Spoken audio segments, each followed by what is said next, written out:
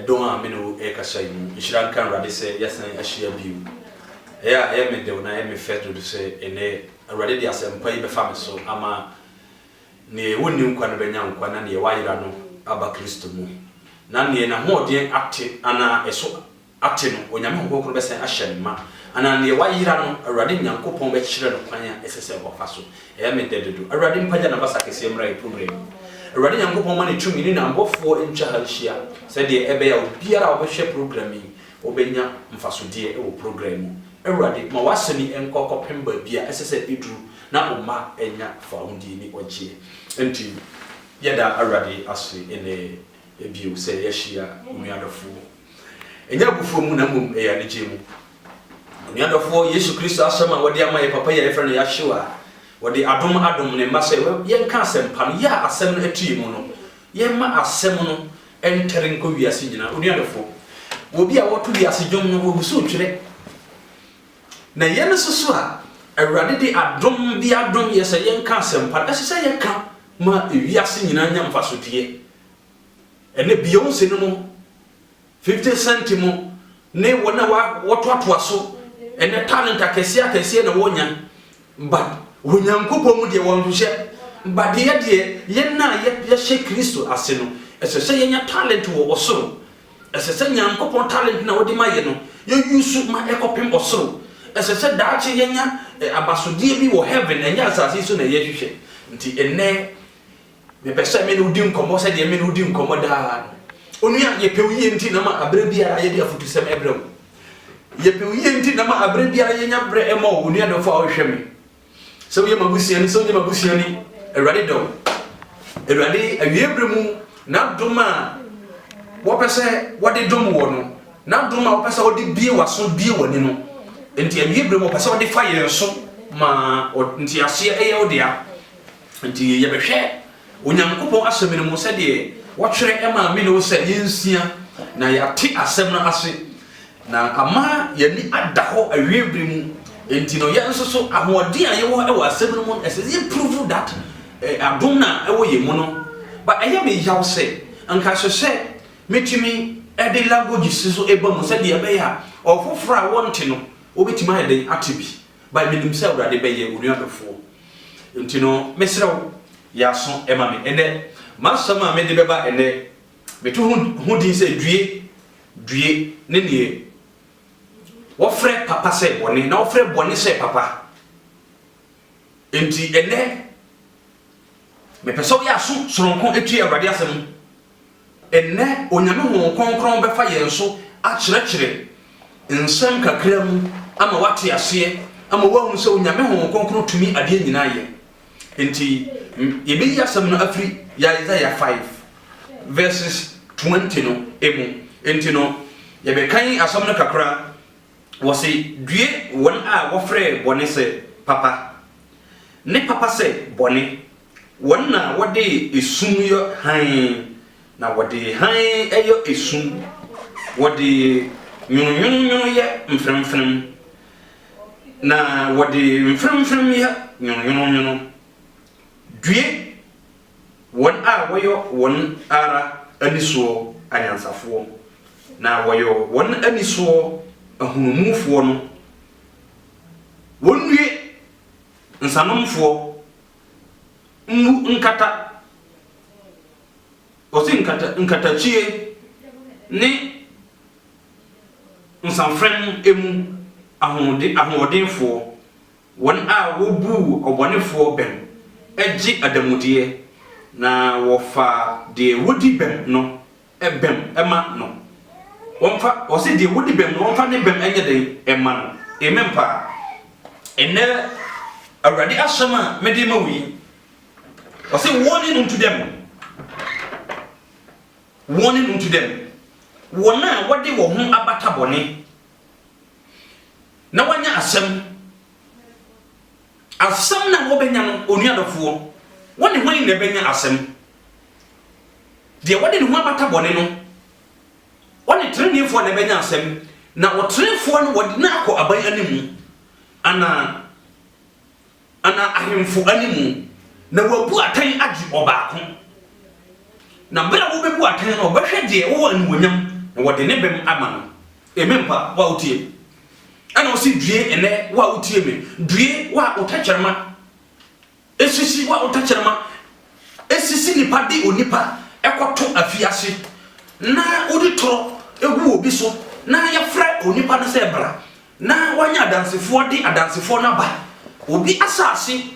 na wakasa asase ne ya media na anya toro sanse asase ne nya wodia na wokodi emawo na woji asase no ehyew emawo ma asase no abeye wodia wondue apolisifo a woji adamudie na obi asoa no mabone na wache no na wodi na kokot na waji adamudie na waja no lawyer fo due wa wodi wo hu abata bone na wo hu papa onua asama me de ma wo tie mi yepa na tie mi awurade asam eye no kure nya wadwen se wodi wadwen beye de bebu onyankopon ana wodi die wodi wadwen beye de ope wasase so due wa wodi wo hu abata bone na papa eye nyonyo ema wo se wodi bone sa afedie wodi bone kura na wo nkai bio wodi bone ya wo hunu bio se wodi bone who play evil against somebody unkai. By the word of God was warning you in this morning. As a so tie already asem no. Dream wa wo de hu bata bone. What do you be achi? Ama mo kwa kwaje obi agapade. Adenti ma wo yesa onuadofo. Sakra wati. Wa wo nim say fie ne nya wo dia. But over for akwati kwan bi so pesa wo di fie no eboso. Hwe ye due wati. Okunafo bi na japade waje.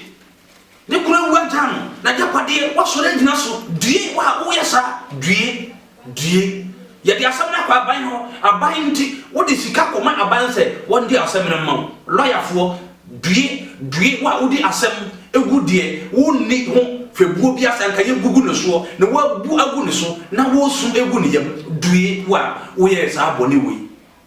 hweyi asofofo sofo obi di bone na bone na nipa de di no wodi nkan se nipa yi de nipa yi enye wo ba wo nchen no esan se sika kakra wonya e de beto correction no ma woto brawo ne ne wo ye e ma safuru nti no due ntimi nka due sofo kan okre wate kan okre wo wakoma mu di no kore pa ya ma me fo due o ma mu waka o ma no tri abom ama sesi o ma no wonya free bi o ma no nyina chesi ya no just wo wentimi hwe due ma me fo papa fo due wa o ya sa hweye de wo ye no emwa atambuo e wo so wate due wate awurade asem na e ka wonya me na me ka sakra watene de wo mu biara de wo bi o chi obi kunu afri ne nsa enkeke wo mposa wo ye bone ade de na hawo ntunka Yesu se wo asori ntunka se Yesu bese ababio ayesu sorry bi ama ba no ko se owura na beba obebu atan sa de na temu otie na wa pai nwa ni mu ali ne de afri mu nti hwan na beka ho na hwan na obeyi na afri mu nti wo ka ho bi anopai nka de ye pene se nipa nyina betua awurade asem de ye pene se nipa nyina be ye de afata hwe obi adi bone san me kai me experience am wo ne de me di made hunu ebe mi nkasa no wo obi betima di bone san na fe de bone no aye ne papa ndi wana ma oduru wenche wo na o ka o twa nsama enim chere se de abeya obeka woni wenti ade abomu because bone no enka no bio because wadi bone sa fe de wonye wo hunu de wonye ne ho due what wa utie mi due o mfa wo sa ni baboyi se ni maame ba ana ne papa ba bi emfa wo se o ne beda due wa oni ma awurade asem na wa dana awurade asem na agutu due wate emfa ne ho se obeki wa japade na obekum due o se hukum ni papra na wonwene ho wa bo bi trepo se munkotwa ne mene na wonfa ne ti enkoji sikaduru ma bo bi trepo se munkotwe ne moja due nti de wonya ne nyina nti wa dwimu ne se de wonya no ebetra hoda na onuadofo bronsama de bia ni waye papa ade bia ode beba biara akatua wo so due mati na se sonwa dwene se so wadwene firi so wate koto na mo kɔ no hefa na wo kɔ ye wo pese wo di benunti wo kɔ bosom ho wo kɔ mala mo kɔ gi akwankyere bi wo sofo bi ho se de be ya wo ba kyekyere nipa no wo kwa wo ntimi nkasa due wa wo ye saa no ma we due a wo de ho abata abosom due wo gidie ne bosom se wo ba twitwa adwo due wate sisa wadwene awurade asam kasa wo sisa nkrofo we wo kan 22 na se wonwie nsanom emu akatachie ni nsanfrem emu ahodenfo due wa ode wo ho abata ensa se ensa na obenom due obitime nom ensa ekobo adwaman bra wo hunu obitime nom ensa kodi bone bra wo hunu obitime nom wi anwea cocaine aye bone bra won kai simple aye bone due sa ode wo ho abata sa nkrofo we due sa wo sua na o mabone ade na wo sua na o ma efata ade na wo frɛ han se sum ade na wo frɛ sum se han onua sisa wate ebre mu aye bre pama me ne wo afutu sama be di ma we na do pai se wo be fa ene wara se wo be continue akwa ni ene wara boni mfa dipa enko treni mu na ahotomu da me kai ebre bi 2006 e wo Nigeria broda bi na wo free brekum ye friend George dia me kasa no ono be hunu se eye no kure so na asema me kan so no obe kai me ye friend Philip obe kai me na wanji ye hunam no ma nyina because na wo tan ye na adwuma ye wo no sabe na ye blend adwuma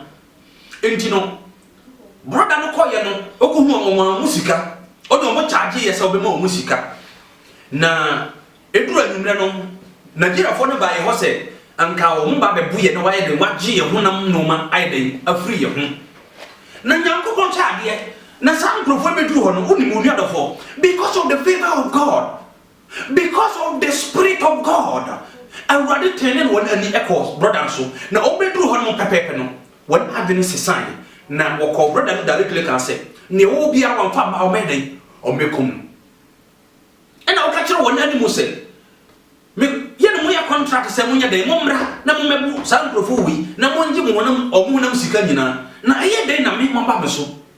o mo take brother no na me ka so se ne esi wo de na enyezi wo mo bone etua bone ka nti wo ya papa be dey be tua wo ka na wo di bone ya bone no aba ebe kakraka na enye be so tre so na afi de wo hunu ba bia wo de be kwa na afi de wo so egu awrade so ade na wonum sa awrade na tibeti wo a wonfa wo mata awrade onua nipa okeka woni tre ebom yi nti be boa wo nie enne wo ho wo enne wo gina so sister wo ofe brother wo ofe enne wo timi sha atade na watwea wo trouser akofom sister wo timi sha no ma bi na wo pai mu se de be ya ye be hunu wo fa wo se de ositie ba ebre bi baba wo timi nya bi onua dofo ade bia wo be ye no wasasi so biara due wate se wa obeye papa no nhira no kanea no edi wani mu na wa obeye bone no esum ekata so sisafuru akwan bone ho nka se baba mpa esa awrade antie me bisa wo se de na wo ye awrade antie sisafuru de wo mu na awrade enso enjo